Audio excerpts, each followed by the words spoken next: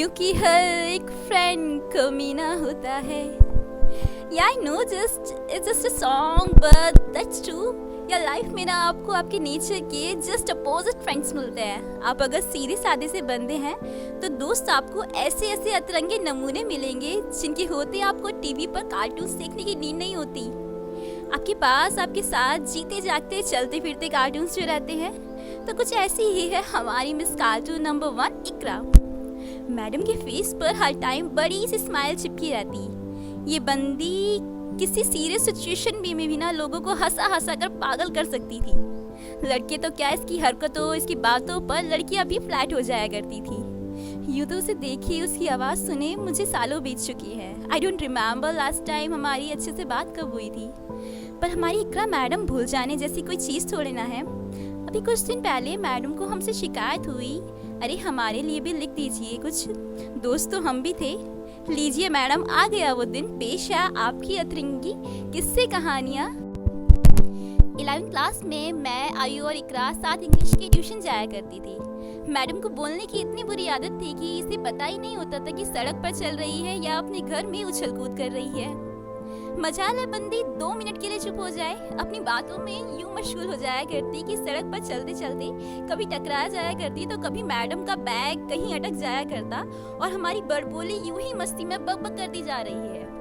कभी आयु के घर गर्म गर्म चाय यूं ही मुंह से लगाती और जुबान जल जाने पर कहती, अरे बता नहीं सकती थी आयु की बच्ची कि चाय गर्म है। अब कौन समझाए हमारी मिस कार्टून को, अब क्या ठंडी चाय ला कर देंगे इसको हम। कहती है बोर्ड एग्जाम के बाद हम लोग अलग हो जाएंगे, तुम लोगों को रोना तो आएगा ना लास्ट डे। मैं तो जरूर रो दूंगी। रोने का तो पता नहीं, पर उसकी हर बात पर हंसी जरूर छूट पड़ती थी। ग्रामर में इतनी मिस्टेक्स किया करती और मैं उसकी पर्सनल ग्रामर ट्यूटर हुआ करती थी। ट्यूशन में टेस्ट वाले दिन मैडम पहले ही मुझसे सारी एक्सरसाइज सॉल्व करा लिया करती थी और ट्यूशन में फुल मार्क्स आने पर खुशी से चहक उठती।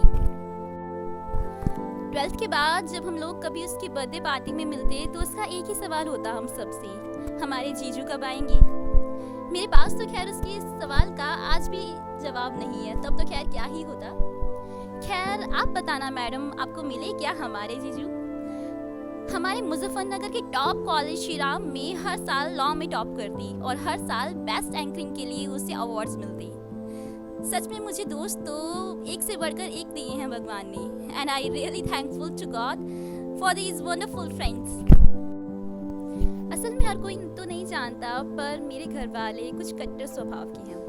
धर्म जात पात कुछ ज़्यादा ही उनके सर चढ़कर बोलता है और मैं उसी परिवार की ऐसी लड़की जिसे सिर्फ दोस्त नज़र आते हैं, उनका मजहब उनकी जाति नहीं। मुझे जहाँ अपनापन नज़र आता है वहाँ खिंची चली जाती हूँ। शायद ये दोस्त ही हैं जो मैं इतने खुले विचारों से लिखती हूँ, बोलती हूँ, उनके साथ घुल मिल पाती हूँ। गाइस, तुम सब की मेरी लाइफ में बहुत इम्पोर्टेंस है। मेरी दोस्ती, मेरा साथ तुम्हारे साथ, चाहे 2 साल 1 दिन या जो भी रहा हो, पर मेरे लिए मेरा हर दोस्त खास है। बात हो ना हो, हम दुनिया की चाहे किसी भी कोने में रही, तुम लोगों की टिम्मो तुमसे हमेशा हमेशा हमेशा याद करेगी। I love you my crew and I love you my all friends.